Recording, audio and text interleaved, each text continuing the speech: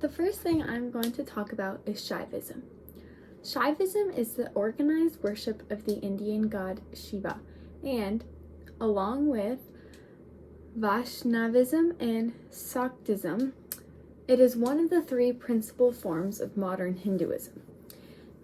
Shaivism includes diverse monuments such as Shaiva Siddhanta, which is the socially distinctive Lingayat, along with the socially distinctive Lingayat, and aesthetics such as Jishnami, Sionisms, and innumerable other folk variants.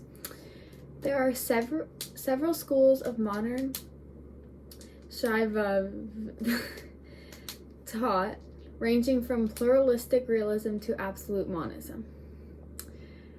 The Shaiva Siddhanta recognizes three principles: Pati, which is Shiva the Lord; Pashu, which is the individual soul; and the bonds that confine the soul to earthly existence. The goal is set for the souls to get rid of its bonds and gain Shivata, which is the nature of Shiva. The paths leading to the goal are Chaira, which are external acts of worship, and Kriya, which are acts of intimate service to God. And then there's yoga, which is a form of meditation, and jnana, which means knowledge. So Shaivism, like other forms of Hinduism, spread to other parts of Southeast Asia, including Java, Bali, and other parts of the Southeast Asian continent, including Cambodia. So Lord Shiva is the most important, popular, and revered god of Hinduism. Since the ancient times, people in India, in the Indian subcontinent, have been worshiping him, and it appears that he was worshipped in other parts of the world under different names. Shaivism was probably the first anti-ethical movement against Vedic casteism, long before the emergence of Buddhism as a formidable religion. There is still a lot about the Shiva that is unknown. Worshipping the Shiva dates back to prehistoric times.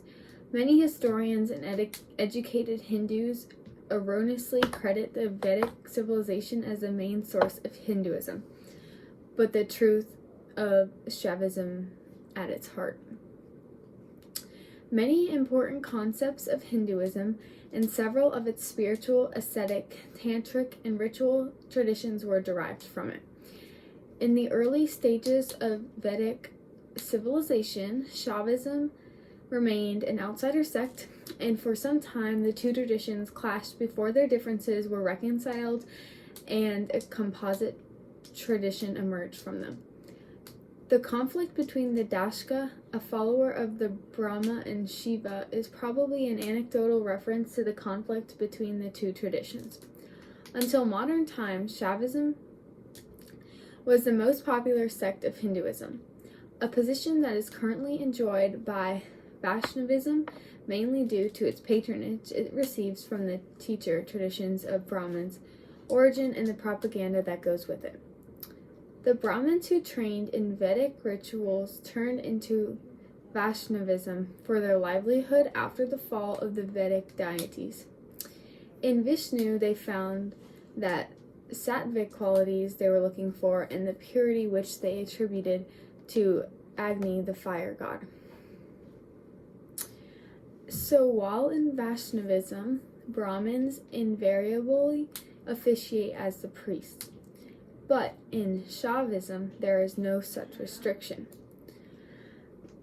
So for the caste-ridden caste system, which is the hierarchical system in India, the strict social classes and social divisions, Shaivism shows the right way to treat people from all background with sameness.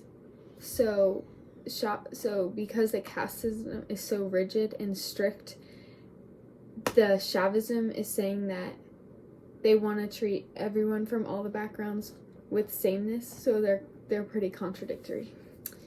And that is it for Shaivism. And then this is an interpretation of Shaivism. And then here is a real life statue from Shaivism.